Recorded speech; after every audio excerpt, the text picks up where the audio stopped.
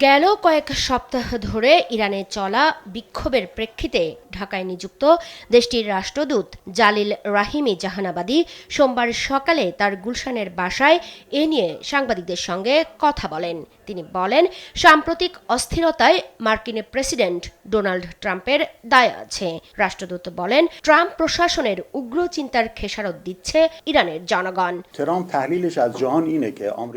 ট্রাম্পের লক্ষ্যই অর্থনৈতিক, ভৌগোলিক ও সামরিক আধিপত্য প্রতিষ্ঠা করা। মার্কিন এই প্রেসিডেন্ট আলোচনা বা সহনশীলতাকে প্রাধান্য দেন না। ট্রাম্প প্রশাসনের উগ্র চিন্তার খেসারত দিচ্ছে আমার দেশের জনগণ।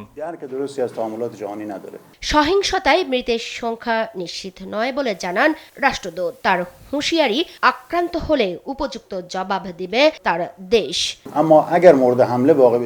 ইরান ও চায়না যুদ্ধ হোক, তবে আক্রান্ত হলে জবাব দিবে। এই অঞ্চলের মার্কিন সামরিক ঘাঁটি লক্ষ্য করে আক্রমণ করবে। মুসলিম ব্রাদারহুডকে সন্ত্রাসী তালিকাভুক্ত করায় ট্রাম্প প্রশাসনের কড়া সমালোচনা করেন তিনি।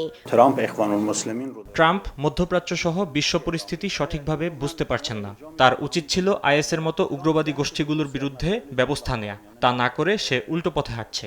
উচিত ছিল গণতন্ত্র ও মধ্যপন্থায় বিশ্বাসী মুসলিম ব্রাদারহুডকে শক্তিশালী করা।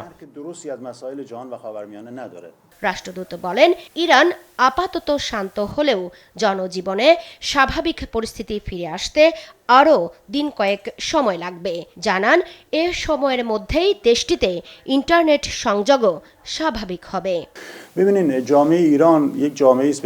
মুক্তা মাহমুদ, দেশ টিভি, ঢাকা।